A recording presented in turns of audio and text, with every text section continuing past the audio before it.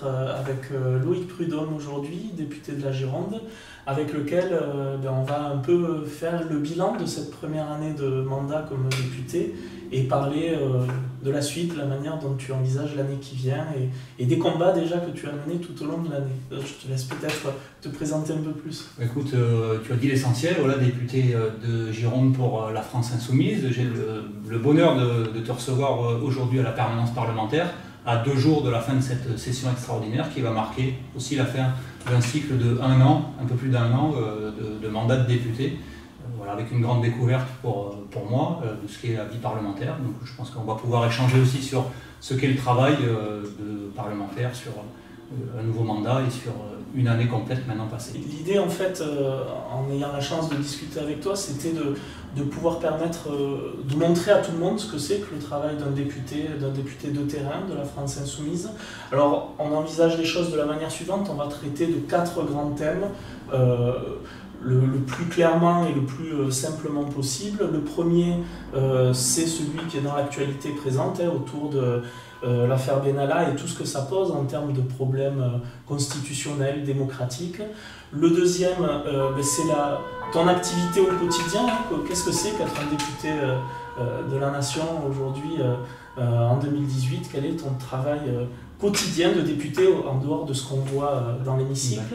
Le troisième, c'est ce qui est de plus en plus ta spécialité au Parlement, c'est-à-dire la question écologique, et on abordera les grands dossiers que tu as traités dans l'année. Et le quatrième, c'est le dossier social, celui qui fait aussi qu'on se mobilise au quotidien sans arrêt, avec la question de la SNCF notamment, et puis ce qui se présente à l'avenir, et la question des retraites notamment. Donc, une première question autour de l'affaire Benalla. Alors, au-delà de l'analyse que tu peux faire de la situation, en quoi ça révèle un gros problème constitutionnel et démocratique et en plus, c'était au moment où vous étiez en train de réviser la Constitution que tout ça est arrivé. Donc, qu'est-ce que tu peux nous en dire? C'est assez emblématique que ça arrive à ce moment-là précis où on discutait de la réforme constitutionnelle. Alors, c'est révélateur de ce que on annonce et l'on dit depuis presque 1 an, pas tout à fait, où on disait que ce président était un monarque, il se présentait comme Jupiter. On l'avait vu dès son investiture, on avait vu un peu le cadre dans lequel il avait voulu faire ça, c'était grandiose, c'était vraiment une cérémonie d'avènement d'un monarque au pouvoir. Et puis ça s'est révélé effectivement par cette affaire Benalla qui fait l'actualité depuis plusieurs jours, voire maintenant plusieurs semaines, parce que on voit que effectivement c'est la monarchie poussée à son paroxysme. Et nous on a dit dès le départ, cette affaire-là, c'est pas juste un fait divers d'un gars qui se prend pour un gorille alors qu'il est juste au service de l'Élysée et qui a outrepassé ses droits. C'est vraiment une affaire d'État parce que c'est comment un président permet que les choses se passent en dehors des cadres établis, notamment là c'était les cadres établis de tout ce qui est autour de la présidence de la République, de la protection de la présidence de la République. Et ça a été avoué même par le président quand on a dit c'est une affaire d'État et comme vous avez dit non c'est un fait divers. La semaine dernière, mardi dernier, c'était précisément mardi dernier, où le président de la République vient s'exprimer devant un parterre de quelques députés de la République En Marche à la Maison d'Amérique latine et quelques ministres qui étaient là aussi, et qui dit effectivement toute cette affaire, j'en suis le seul responsable. Et écoutez, si vous n'êtes pas content avec ça, si ça ne vous va pas, cette forme de monarchie présidentielle, venez me chercher. Sauf qu'il est responsable de rien au plan constitutionnel. Au plan effectivement constitutionnel, il est responsable de rien, il est irresponsable de ça. Donc c'est une manière de dire, écoutez, je suis sur mon piédestal, je m'y suis installé il y a 1 an, et de toute façon vous ne pouvez pas venir me chercher, et donc je fais ce que je veux aujourd'hui du pouvoir que je détiens. Et voilà, c'est emblématique de ce qu'est devenu cette 5e République, avec des pouvoirs qui sont de plus en plus concentrés aux mains d'un président, et c'est ce qu'il était en train de faire aussi dans cette réforme constitutionnelle dont on discutait. C'est-à-dire que nous, on le voit depuis 1 an, toutes les lois qu'on a votées, en fait, elles émanent du gouvernement, elles sont proposées par le gouvernement, elles ne sont pas amendées par les députés de la majorité. Nous, on amende, mais bien sûr, nos amendements sont rejetés les uns derrière les autres. Donc en fait, tout le corps législatif qui est proposé depuis 1 an, il émane du gouvernement, et notamment de ce président-là qui donne les grandes lignes. Donc tout ça nous arrive d'une manière très descendante, et on a un pouvoir qui se concentre de plus en plus, et du coup un Parlement qui est réduit à une chambre d'enregistrement. Clairement, les lois arrivent, elles arrivent du gouvernement, on met un tampon adopté par la majorité, ça repart de l'autre côté, et voilà, et c'est parti dans le circuit législatif. Donc on est vraiment dans cette logique-là, et malgré tout, c'était encore trop pour ce président-là, et donc il voulait réduire encore plus le nombre de députés, arguant du fait que ça coûtait un pognon de dingue, sans doute, comme le reste, hein. Alors que la démocratie, effectivement, ça a un coût, et il faut aussi assumer qu'on a besoin de députés pour faire ce contre-pouvoir, sans doute en reparler, mais qui est celui aussi de contrôle de l'action du gouvernement. On peut en parler immédiatement. En tout cas, ça montre aussi l'importance de la revendication qu'on a d'une 6e République pour que justement, quand le président est responsable de ce qui se passe, il puisse être au moins interrogé par une commission d'enquête comme celle à laquelle tu as participé ces derniers jours. Tout à fait. Alors ça pose les questions de séparation des pouvoirs, l'exécutif, le législatif. Alors nous, on a au Parlement un rôle de contrôle de l'action du gouvernement. Alors le président s'estimait ne pas pouvoir répondre aux questions de la commission d'enquête. Il y a des chercheurs en droit constitutionnel et des sommités qui nous ont dit qu'effectivement ça pouvait quand même se faire. On avait raison de le proposer parce que c'était possible. Autant le président ne pouvait pas venir à l'Assemblée, mais la commission d'enquête pouvait se déplacer à l'Élysée pour le rencontrer. Mais hormis ça, on a eu des semaines avant que le Premier ministre puisse répondre. On a eu 2 minutes de questions au gouvernement, on a pu l'interroger sur cette affaire d'État. Avant ça, il a préféré aller sur le Tour de France pour commenter cette actualité brûlante de l'asphalte. Mais non, c'est le contrôle du gouvernement, c'est ça, c'est que le gouvernement, donc le Premier ministre, puisse répondre. C'est aussi l'objet de ce qui va se produire demain, c'est la motion de censure, les motions de censure, puisqu'il y en a 2 qui sont déposées, une par le groupe Les Républicains, puisqu'ils sont assez nombreux pour la déposer, il faut 58 députés signataires, et une autre qui est déposée et que nous on avait proposé il y a plus de 8 jours maintenant, à l'initiative de la France Insoumise, de Nouvelle Gauche et du groupe GDR, donc qui permet de rassembler les 58 signatures nécessaires. Et ça oblige quoi? Ça oblige le Premier ministre à venir s'expliquer et avoir une discussion sur ce sujet-là de cette affaire Benalla. Et donc il va être obligé de nous écouter, de nous entendre et d'argumenter en retour face à ces motions de censure. Donc il y a bien sûr peu d'espoir qu'elle soit adoptée, pour ne pas dire aucun, puisqu'il faudrait que la majorité vote ces motions de censure. Mais néanmoins, on aura enfin ce débat et les Français pourront voir à quoi sert aussi une assemblée. C'est un contre-pouvoir et c'est de demander des comptes au gouvernement. C'est ce rôle de contrôle aussi de l'action du gouvernement. Et au-delà du rôle de contrôle, du rôle que vous avez dans la manière de faire les lois au quotidien, qu'est-ce que c'est que la vie d'un député au quotidien à l'Assemblée nationale? Je pense notamment à tout ce qui se passe en commission et ce qu'on ne voit pas justement dans l'hémicycle. Oui, alors c'est vrai que la partie émergée de l'iceberg que tout le monde voit, ou ceux qui s'intéressent particulièrement à la vie de l'Assemblée nationale depuis que les Insoumis sont rentrés, et ça c'est déjà un bon progrès que ça puisse mettre ça en lumière, c'est ce qui se passe dans l'hémicycle, c'est les séances publiques, mais effectivement il y a beaucoup de notre travail et l'essentiel de notre travail qui se passe en commission. Il y a donc 8 commissions permanentes, je ne vais pas toutes les lister, moi je siège à celle de la commission développement durable et aménagement du territoire qui a traité des affaires de développement durable, donc d'environnement, mais aussi de transport et d'aménagement du territoire, donc c'est quand même assez large. Et donc on siège toutes les semaines dans ces commissions où on auditionne les membres du gouvernement, ça peut être des ministres, des secrétaires d'État, ça peut être aussi des gens en charge des structures institutionnelles qui gèrent la vie publique, les infrastructures des transports, que sais-je, l'ADEME par exemple, et où on a à demander des comptes à ces gens-là sur la façon dont ils gèrent nos affaires d'une manière générale. Donc ça c'est un gros travail. C'est ce qui te prend le plus de temps quand tu vas à Paris alors ça prend beaucoup de temps parce que si tu veux le faire correctement, alors soit tu y vas et puis tu écoutes d'une oreille distraite et de l'autre côté tu réponds à tes SMS et tu traites tes dossiers, enfin tes mails, soit tu le fais sérieusement et c'est ce qu'on essaye de s'appliquer à faire parce que nous on veut vraiment avoir un retour sur l'action des gens, du gouvernement et puis tous ces institutionnels, et donc tu prépares ces auditions. Et tu regardes un petit peu les dossiers en cours, tu regardes les arguments qui te sont proposés, et puis tu opposes toi aussi une analyse qui est une analyse politique.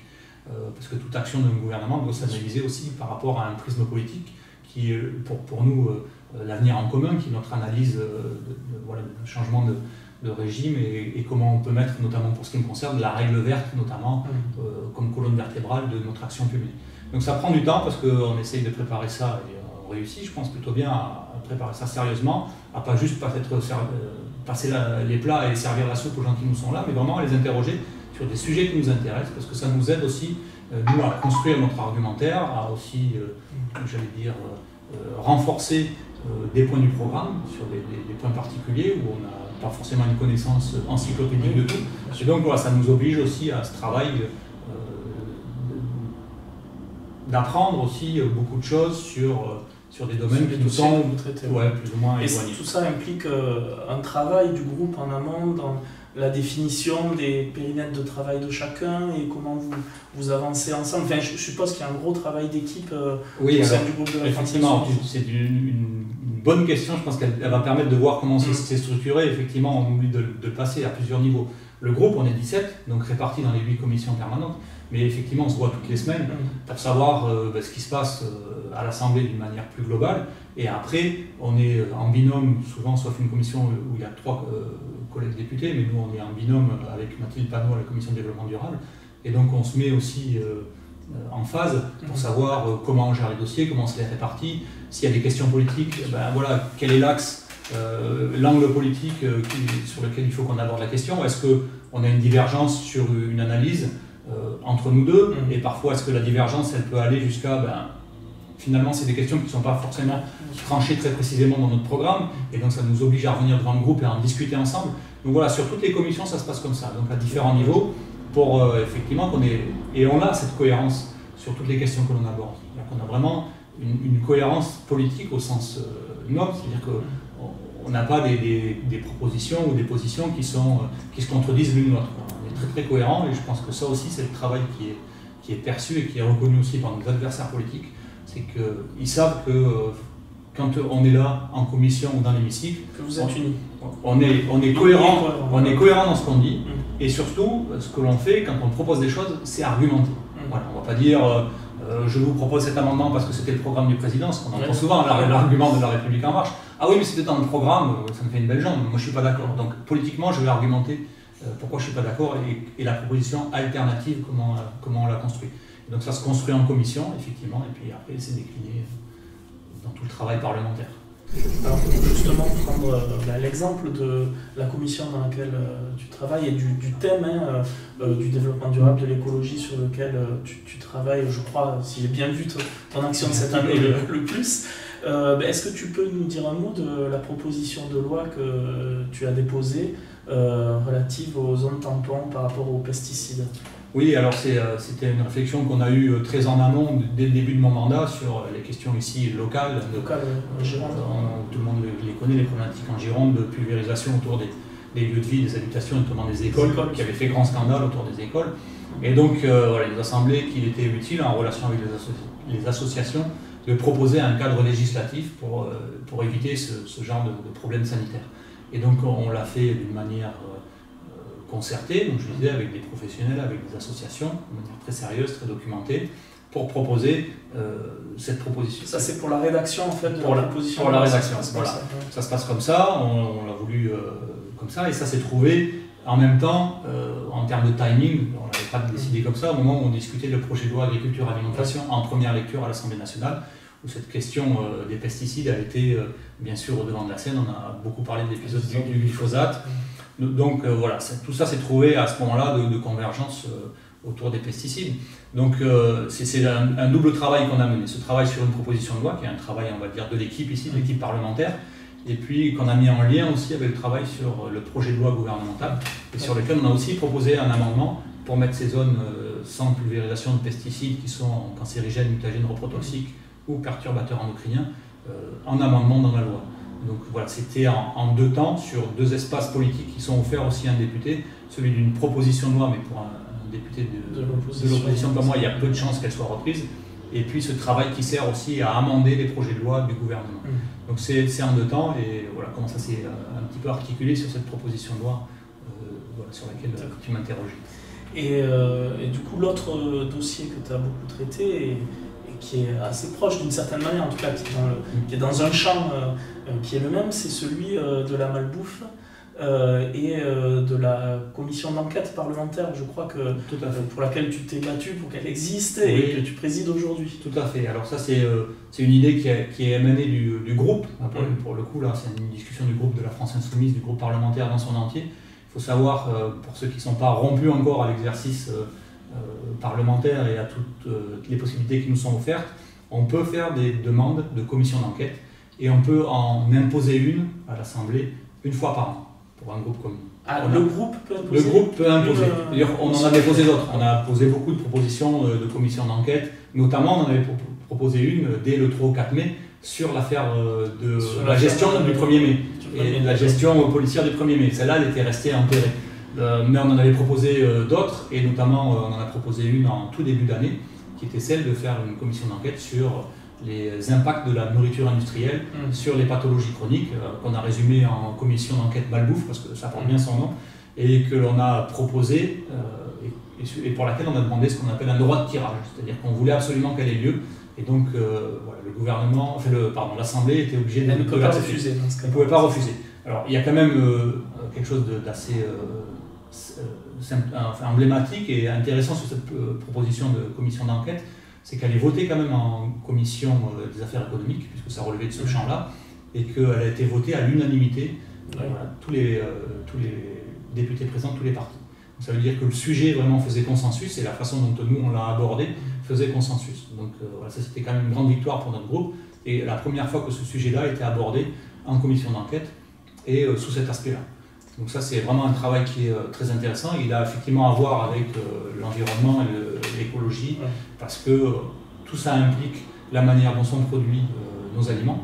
Donc bien sûr on va parler d'agriculture, des conditions dont c'est produit, mais pas seulement, parce que derrière ça c'est comment tout ça est transformé par des industriels. Et donc là il y a quand même aussi des gros enjeux.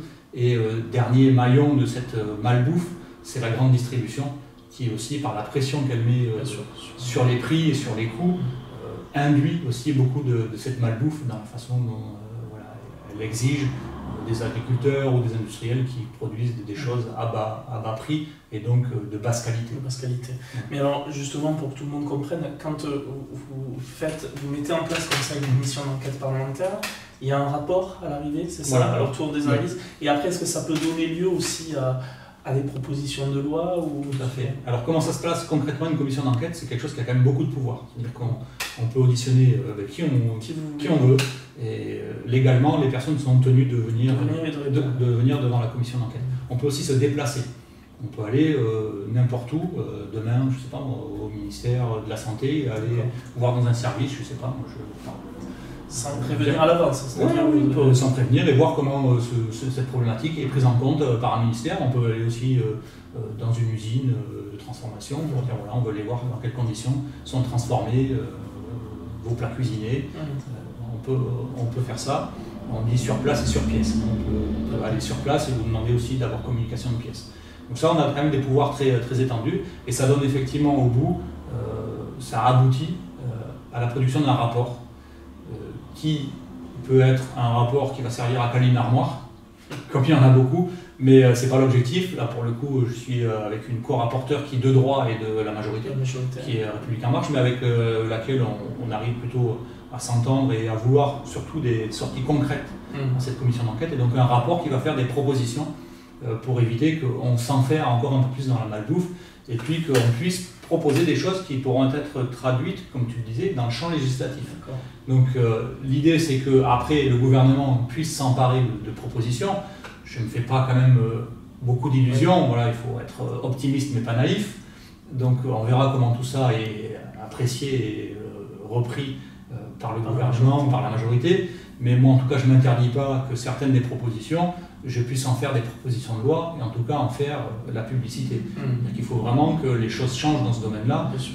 Et il y a matière à faire beaucoup de choses. Il y a un sujet qui est vraiment transversal, qui nous touche nous directement dans notre quotidien, puisque c'est ce qu'on met dans notre assiette tous les jours, mais qui va au-delà de ça, qui parle de modèle économique, qui parle de modèle agricole. Et je crois que la population est en attente très forte par rapport à cette question notamment. Oui, la question de la nourriture et de la malbouffe en particulier, elle touche tout le monde. Alors elle le touche pour différents aspects. Certains sont sensibles par le côté qu'est-ce que je mange et est-ce que je m'empoisonne, est-ce que c'est sain ce que je mange. D'autres par l'aspect économique, c'est-à-dire qu'aujourd'hui, combien me coûte ma nourriture, comment je peux aujourd'hui me nourrir sainement avec les revenus que j'ai. Et puis il y a aussi, je pense notamment en milieu rural, toute cette question de comment on organise aussi des filières d'approvisionnement locales pour alimenter par exemple tout ce qui est restauration scolaire, collective. Et là il y a des vrais enjeux, il y a des vrais leviers.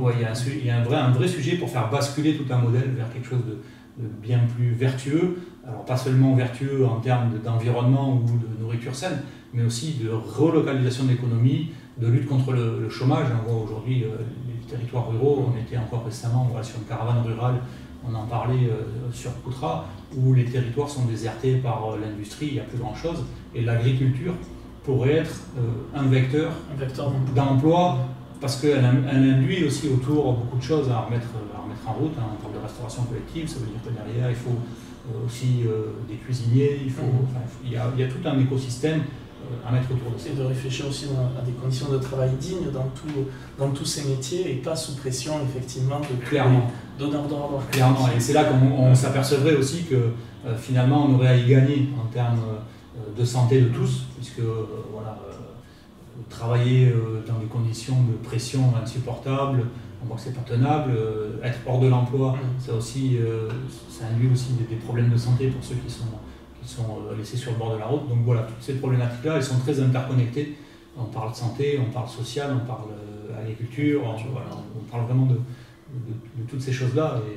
Aujourd'hui, on voit que quand on tire la pelote par un bout, c'est pour ça que je dis, les sujets sont tout au début de notre entretien, je parlais de cohérence.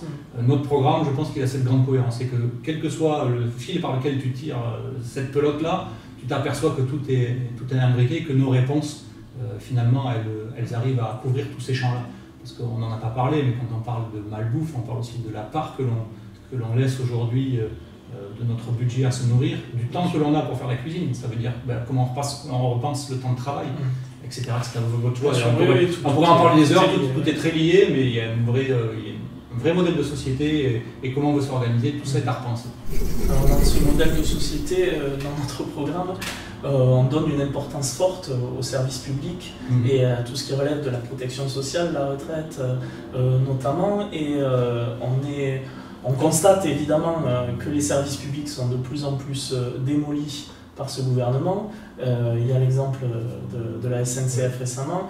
On peut craindre que la question de la retraite soit un sujet très chaud et qu'elle soit une fois de plus mise en grande difficulté à la rentrée. Donc comment tu abordes toi en tant que député ces questions sociales majeures qui sont centrales pour la vie quotidienne des gens et qu'est-ce qu'un député de l'opposition, au-delà des questions au gouvernement et de son travail dans l'hémicycle, peut faire pour aider la mobilisation forte sur ces questions qui est indispensable? C'est une vraie question difficile, ça. Alors effectivement, j'étais beaucoup mobilisé sur le projet de loi Nouveau Pacte Ferroviaire, qui est nouveau que le nom, parce que en fait, c'est la transposition des directives européennes, c'est le 4e paquet ferroviaire, ça fait 20 ans qu'ils nous vendent le truc, que rien n'est mieux que la concurrence libre et non faussée, sauf que toute l'infrastructure ferroviaire, elle a été payée par des fonds publics, par nos deniers, c'est notre bien commun, et c'est aussi ça le service public, c'est un bien commun qui nous permet, quelle que soit notre position sur le territoire, d'avoir accès à des services, quels que soient nos revenus. On dit souvent, le service public, voilà, c'est ce qui reste à ceux qui n'ont rien. Voilà. Quand on n'a plus rien, il ne nous reste plus que ça, quoi, effectivement. Et donc là, on est en train de mettre tout ça en coupe réglée, de le vendre au marché, parce qu'il y aurait de l'argent à se faire sur des lignes de chemin de fer rentables. Je fais le parallèle aussi parce que c'est d'actualité, ils sont en train de vouloir vendre des barrages hydroélectriques, on a entendu parler sans doute, quelque chose qui a été payé par la nation tout entière, d'accord, et puis là-dessus, tu as des opérateurs privés qui vont venir s'accaparer juste les bénéfices, parce qu'il y a 1,2 milliard d'argent qui est dégagé de bénéfices par EDF sur ces infrastructures qui sont un bien commun. Bon, tout ça, c'est la même logique, hein. Je fais une petite digression, mais par rapport au ferroviaire, c'est la même logique. Donc tout ça est très inquiétant parce qu'il l'applique à ça, il l'applique à la Poste aussi, on a vu aussi des grosses mobilisations. Donc quel est le rôle d'un député? Malheureusement dans l'opposition on a bien peu de pouvoir sur le pacte ferroviaire, on a bataillé comme des fous, on a posé des amendements, on a argumenté en disant que ça ne tenait pas debout leur affaire, que de toute façon il n'y avait que la puissance publique qui pouvait investir à la hauteur d'une infrastructure ferroviaire qui doit mailler tout le territoire. Et que si on ne faisait pas ça, ce n'est pas un opérateur privé qui va vouloir faire rouler un train pour pas cher, qui va investir dans la rénovation d'une ligne entre Bordeaux et Agen, Marmande, Arcachon, je ne sais quoi. Ils vont prendre les plus rentables et les autres vont tomber en désuétude et puis il n'y aura plus de train dans 3 ans, il y a plein de trains qui roulent et tu prendras des bus Macron et on en revient à la problématique écologique où il y aura la pollution de l'air qui va monter en flèche. Donc tout ça c'est des visions à court terme et qui en plus ne coûteront pas moins cher aux contribuables. Donc ça il faut aussi oublier cette idée-là. Parce que tout ça, c'est nous qui allons le payer, les bus Macron notamment, ils marchent à grand renfort de subventions publiques pour l'instant.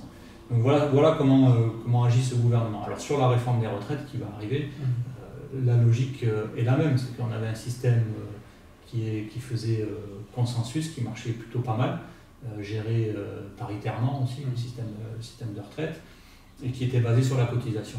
Donc tu cotisais, donc c'était pas une aumône, tu cotisais, tu avais les droits ouverts en fonction des cotisations.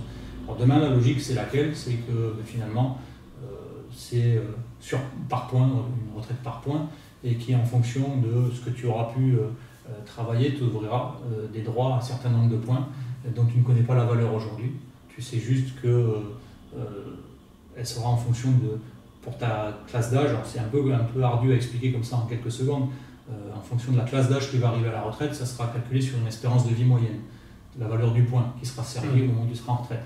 Donc si tu as plutôt une espérance de vie plus longue que la moyenne, tu vas être gagnant, et si comme la majorité des employés des ouvriers, tu vis plutôt un peu moins longtemps, tu seras encore le perdant de l'affaire, et donc tu toucheras une retraite moins longtemps, et en tout cas plus réduite.